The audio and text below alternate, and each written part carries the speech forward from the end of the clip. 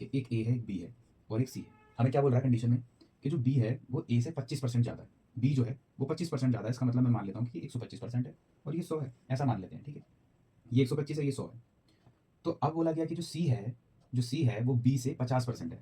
अब मुझे आप खुद देखें, अगर मैं इसका हाफ लूँगा तो पॉइंट में आ जाएगा। तो क्यों ना मैं इसको अगर ऐसा मान के चलूँ, अगर मैं इसको 5 मान लेता हूँ, ठीक है। अगर मैं इसको 5 मान लेता हूँ तो मैं इसको 4 मान सकता हूँ, ठीक है। अगर मैं इसको 5 मान लेता हूँ तो मैं इसको 4 मान सकता हूँ।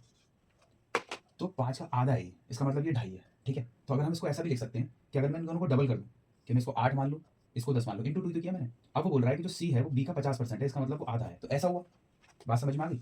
इतना सिंपल है। क्या बोल रहा था कि जो बी है वो 25% अधिक है, तो इसका 25% अधिक हो गया, ठीक है। और ये वाली कंडीशन मैट हो गई हमारी। और सी और बी, अब बता दिया सी का जो है, बी का जो है सी 50% है, तो बी से 50% है, तो ये वाली कंडीशन भी हमारी हो गई। अब हमारे पास क्या निकल कर आ गया जी? एफिशिएंसी निकल कर आ गई, ठीक है। हमें इसमें एक बात और बताई गई थी इंपॉर्टेंट, कि 11.5 दिनों में कंप्लीट कर लेता है। तो हमारे पास क्या है, टाइम भी दिया हुआ है। टाइम कितना है जी? 11.5, ठीक है। अब इन दोनों को मल्टीप्लाई करेंगे तो हमारे पास टोटल वर्क निकल कर आ जाएगा। इन दोनों को मल्टीप्लाई करने पे कितना आएगा? 88, और इसको करेंगे तो कितना आएगा? 4। तो कितना आ गया? टोटल वर्क आ गया 92। टोटल वर्क 92 आ गया। क्वेश्चन में क्या पूछ रहा है? क्वेश्चन में पूछ रहा है ए प्लस बी प्लस सी कितने दिनों में करेंगे। तो एफिशिएंसी निकालनी पड़ेगी। एफिशिएंसी तो हमारे पास दे ही रखी है, कितनी है? 18 और 5 23। 23 काम कराना।